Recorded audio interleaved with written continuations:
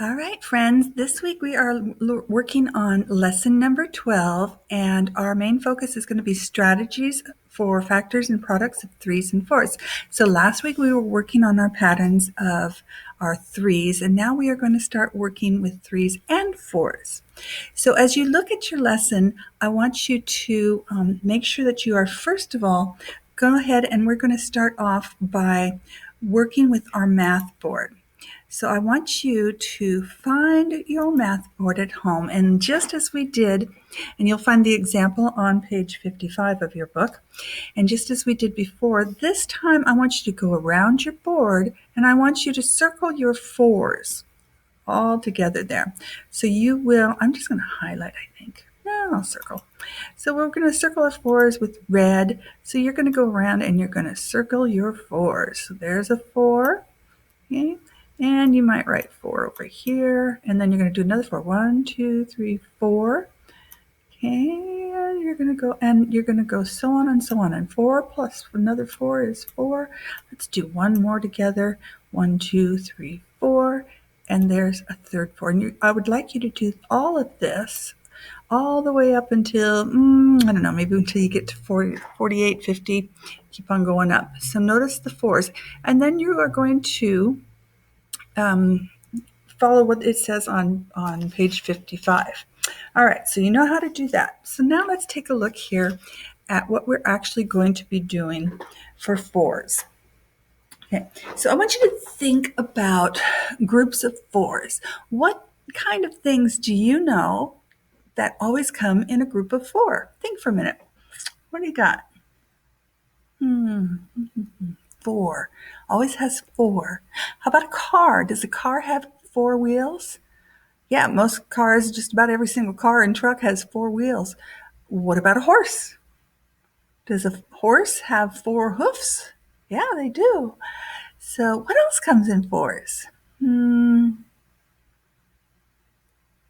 what about a 4-leaf clover? Did anybody think of a 4-leaf clover? Or how about 4 seasons in the year? So those are things that always come in groups of 4s. So as we're looking at that,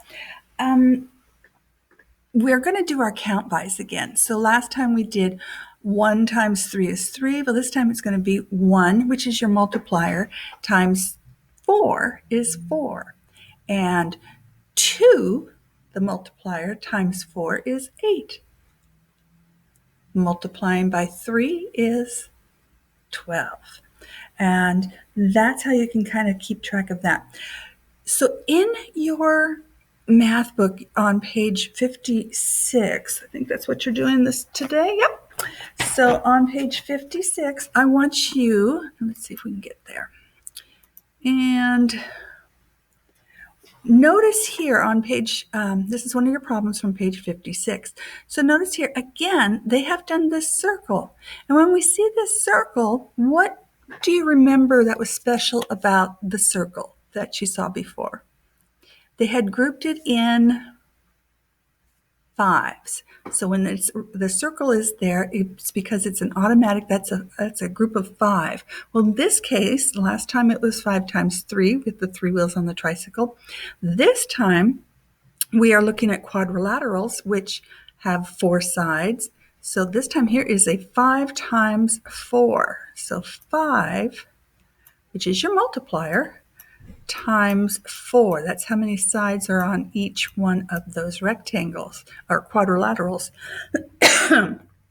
So if we know our count bys for our 5s, this is why it is so important that I want you to really start memorizing your multiplying by 5s.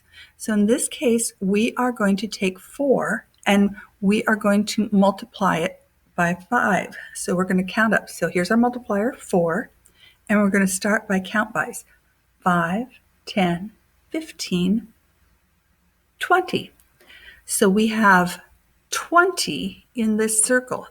So for this lesson on lesson 12, when we're dealing with 4s, remember every time you see this circle, it means it's going to be a group of 5. So we know that that's already 20. So now we have another quadrilateral here that we have to add to. Well, how many sides are on this? So there are 4 sides. So we're going to add that to our 20. So we can automatically, when we see 5 times 4, we're going to know it's 20. So we're going to start with 20. Plus 4 is 24. Plus 4 is 28. Plus 4 is 32. So how many sides are in 8 quadrilaterals? So here is 8. There's 5, 6, 7, 8. So there are 32. So if we are writing our equation, we would write this at like 8 times, because that's our multiplier, 4. Or remember commutative property, you can also say it is 4 times 8 equals 32. Because remember, in multiplication and addition, you can put them in any order, and they're going to have the same answer at the end. All right, so that's what you're going to be doing for page 56. So I want you to go ahead and make sure you are doing all your work in page 56. Hello, there I am. And you're going to be using the shortcut of 5. So this is your shortcut. Remember, if it's in a circle, you know it's automatically 20. Okay? And then down here, don't forget you have your distributive factors here in your array. If I can pull that here. That way. All right, so then you're going to do those too. If you have any problems, please come into the office hours.